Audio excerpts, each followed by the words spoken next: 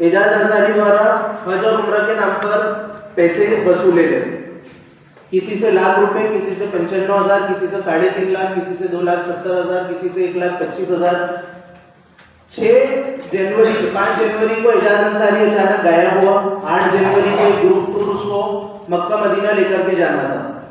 8 जनवरी को जाना था लेकर के, लेकिन 5 जनवरी से एजाज अंसारी अचानक गायब हो गया। जिसके बाद कुछ पीड़ित लोग मेरे पास में आए। जब कोई रास्ता नहीं नजर आ रहा था, हम लोग तुरंत, मैं पूरे पीड़ितों को लेकर के तहसील पुलिस स्टेशन पहुंचा। वहां के पीआई संजय मेंढे सर ने इसकी शिकायत की।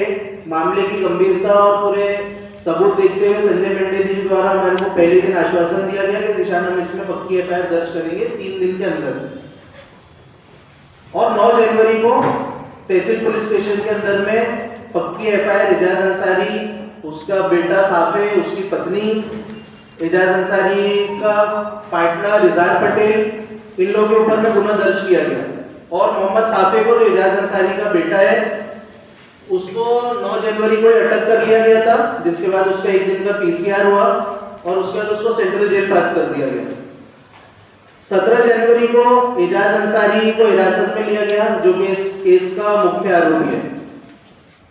और माननीय न्यायालय द्वारा 22 जनवरी तक के एजाज अंसारी का पीसीआर दिया गया है। प्रेस कॉन्फ्रेंस लेने का सबसे बड़ा मकसद यह है कि इस किस्म के और भी जो टूर्स वाले लोग होंगे, एक जनता को जागरूक करने का भी है। उसके अलावा एजाज अंसारी द्वारा, ये देखिए जो पीड़ित मेरे पास में आए हैं, फर्स्ट टाइम में ही जो एफआईआर हमने दर्ज कराया है उसमें 66 लोग हैं। 66 लोगों का ये अमाउंट पहले ही एफआईआर में 55 लाख रुपए के ऊपर जा चुका है। मेरी न्यूज चलने के बाद में मुझे और भी लोगों ने संपर्क किया। किसी के 17 लाख और अटके, किसी के 4 लाख और अटके हुए, किसी के 6 लाख और अटके हुए। हमारी लोगों से ये मांग है कि ये रिक्वेस्ट है मेरी आम पब्लिक से, जो भी अगर एजाज अंसारी से त्रस्त होंगी, कोई इनसे डरने की नीड नहीं है। कुछ लोग बोलते हैं कि कुछ वजह से लोग इनसे डरते हैं, इनसे डरने की कोई नीड है नहीं। आप बिल्कुल सामने आइए। यदि ये अमाउंट 2.5 करोड़, 2 करोड़, 2.5 करोड़ के ऊपर जाता है ठगी का, तो ऑटोमेटिकली ये मामला EOW इकोनॉमिक ऑफेंस विंग में शिफ्ट कर दिया जाएगा। ये मैंने प्रैक्टिकली देखा, ये जो लोग थे, अगर 100 लोग इसमें अगर फंसे हुए हैं तो 100 में से लगभग 85 से 90 लोग एकदम गरीब परिवार के लोग हैं। इसमें कुछ ऐसी भी औरतें हैं जो कि बर्तन धोती है। लोग के घर में बर्तन धोते हैं, कोई 300 रुपए 200 रुपए रोज का कमाता है, घर में अगरबत्ती बनाते हैं। ऐसे ऐसे गरीबों का और तकलीफों का पैसा था।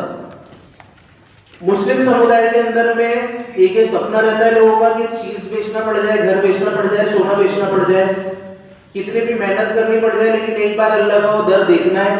काबा शरीफ, मक्का मदीना जाने के लिए लोग तरसते हैं। और ये केस वैसा ही था। इसके अंदर में कई सारे गरीब लोग इन्वॉल्व हैं। दूसरे भी हमने कई बार ये चीजें सुनी है कि कई बार लोग हज और उम्रा के नाम पर ठगी करते हैं। तो इससे बड़ा नीच व्यक्ति कोई नहीं हो सकता जो हज उम्रा जैसे पाक चीज के मामले में, जैसा हमारे हिंदू भाई तीर्थ यात्रा पर जाते हैं, वैसे मुस्लिम समुदाय हज उम्रा पर जाते हैं। तो इस चीज को लेकर के जिसने खिलवाड़ किया, इसको सख्त सजा और मिलनी चाहिए। लोगों से आह्वान है कि और भी जिनके भी साथ ऐसा हुआ है वो जरूर सामने आए। और मैं बात ये बोलना चाहता हूँ, महाराष्ट्र के अल्पसंख्यक आयोग के जो अध्यक्ष है प्यारे खान, उनके द्वारा, मैं किसी पार्टी को बिलोंग नहीं करता हूँ, ना ही मैं किसी का प्रचारक हूँ, लेकिन ये जो इशू मैंने जब रेस किया, ये इशू जब ज्यादा फैला, प्यारे भाई के पास भी शायद कुछ लोग गए थे, उनके द्वारा एक बहुत अच्छी पहल की गई है। एफआईआर वगैरह उन्होंने दर्ज करवाए, आरोपी को भी अरेस्ट करवाए।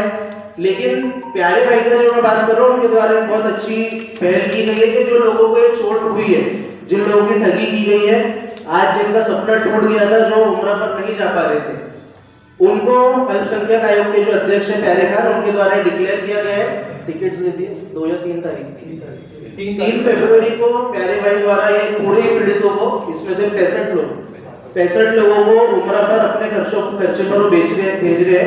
65 लोगों को भेज रहे हैं, मतलब हो सकता है उसको 55-60 लाख रुपए का आराम से वो खर्चा उठा रहे हैं, लोगों को अपने जेब से भेज रहे हैं। इसके लिए मैं उनका भी धन्यवाद करता हूँ। ठगी का मामला कब सामने आया?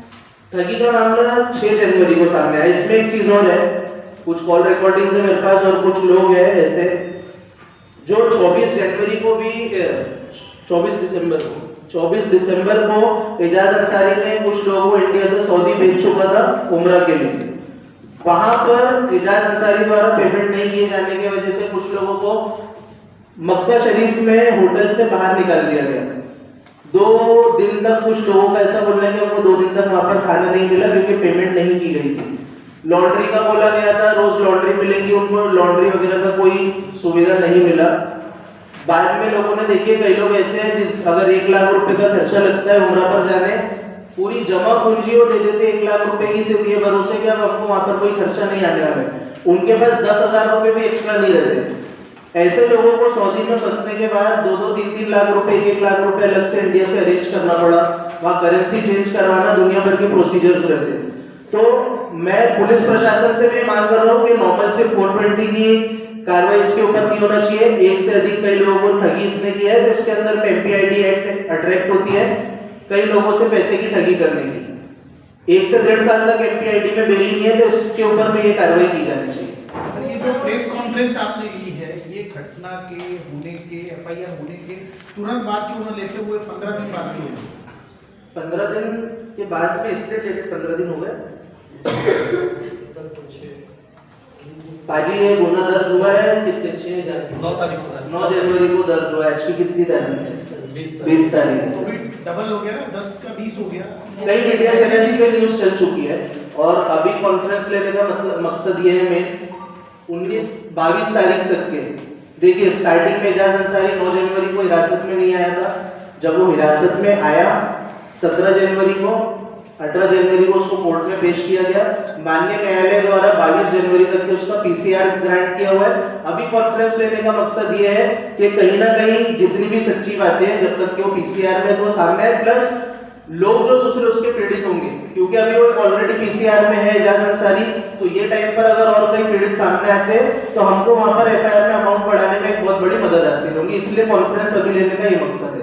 2 करोड़ की ठगी का दावा कर रहे भाई, तो क्या आपके पास भी कोई बैंकिंग विभाग की कोई जानकारी है? हमारे 2 करोड़ का जो दावा हमारे पास में अभी फिलहाल 85 लाख रुपीस के प्रूफ्स है और जिस किस्म से फोन आ रहे हैं तो मैं गारंटी अभी भी बोल रहा हूँ कई लोगों से, क्योंकि इन्होंने हज के लिए पैसा लिया है।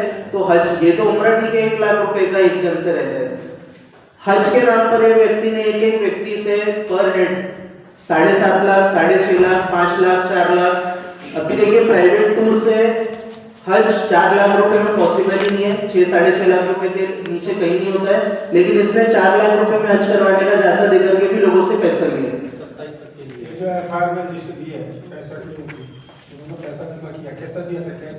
कई लोगों ने ऑनलाइन दिया अधिकतर, और जिन्होंने कैश दिया तो उनके पास में उसकी रिसिप्ट्स अवेलेबल है। कुछ लोगों के पास में पैसा देता हुआ वीडियो रिकॉर्डिंग मौजूद है।